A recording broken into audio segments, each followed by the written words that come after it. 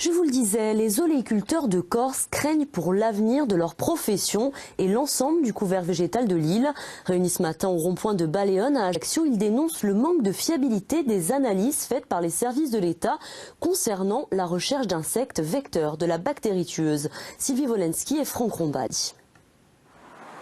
Pour cet olivier planté sur le rond-point de Baleone, le verdict est tombé. Infecté par la Xylella fastidiosa, d'après une analyse menée par l'INRA d'Angers. Ces petites barrettes là, oui, c'est ça qui est caractéristique de la Xylella. Ça c'est un arbre qu'il faudrait arracher, brûler. Mais il faudrait surtout savoir qui l'a planté là et d'où il vient. Pour la première fois, la bactérie tueuse toucherait deux espèces végétales emblématiques de la Corse, l'olivier et le chêne vert. Alors pour les professionnels de la filière oléicole, il n'y a pas de temps à perdre. Bientôt vont se mettre en mouvement tous les insectes qui sont vecteurs de la Xylella et malheureusement nous n'en manquons pas. Bon. Et à partir du moment où ils vont venir se poser sur cet arbre qui est infesté, ils vont partir et ils vont infester d'autres plantes, d'autres plantes, d'autres plantes. Et comme il y a pratiquement toutes les plantes de notre végétation méditerranéenne qui sont sensibles à la Xylella, c'est comme ça qu'elles se propagent. Des oliviers qui dépérissent, des oléastres défoliés, des chênes verts qui n'ont plus de vert que le nom, c'est le constat alarmant des oléiculteurs sur le terrain. Depuis plus d'un an, le syndicat conteste la fiabilité des analyses de dépistage de la bactérie faites pour le compte de l'État, car elles reviennent systématiquement négatives. On vous a demandé de venir, quel est le rond-point? Lorsqu'on s'est attaché à faire procéder à d'autres analyses que les analyses officielles, mais par un laboratoire parfaitement reconnu au niveau européen, eh bien, on obtient des résultats positifs, malheureusement. Contactée par téléphone, la préfecture explique suivre le protocole préconisé par l'Organisation européenne pour la protection des plantes. Mais elle se déclare prête à refaire les analyses pour les arbres déclarés positifs à l'INRA d'Angers. Ces mesures suffisent-elles aujourd'hui à endiguer le péril? Les oléiculteurs restent persuadés du contraire. Et justement, après cette nouvelle mobilisation des oléiculteurs, je vous propose de revenir sur l'évolution de la Xylella fastidiosa. Découverte en 2013 en Europe, puis en 2015 en Corse, cette bactérie est un véritable danger pour près de 300 espèces végétales.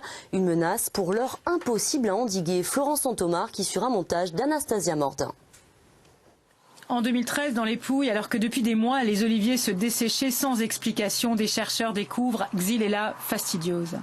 C'est la première apparition en Europe de cette bactérie endémique à l'Amérique centrale, venue par le commerce des plantes, très dangereuse, on ne sait pas la soigner. Aujourd'hui, nous n'avons pas d'espérance. Nous n'avons pas de direction pour savoir quoi faire, pour obtenir des résultats. C'est la souche Poca qui sévit dans l'extrême sud de la péninsule. En 2018, 5000 km² sont concernés. Entre-temps, Xylella fastidiosa est trouvée en Corse. En juillet 2015, elle est la deuxième région européenne touchée. C'est la panique, mais les scientifiques rassurent. Le lien avec l'épidémie italienne n'est pas établi, toujours pas, et ce n'est pas la même souche.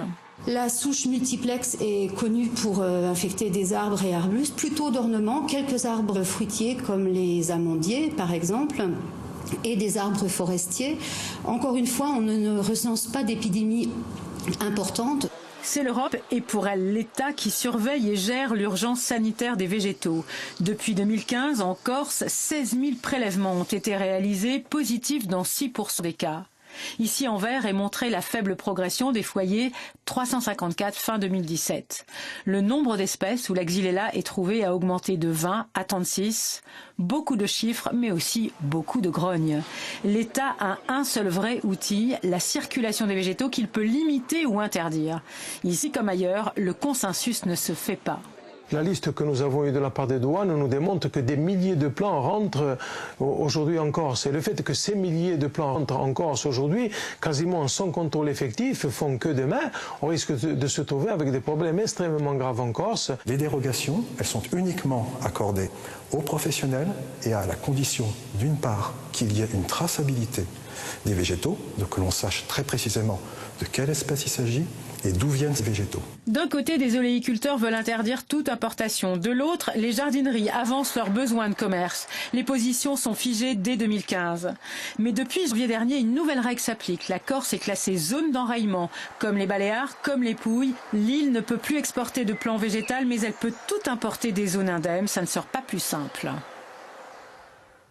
Qualitaire place une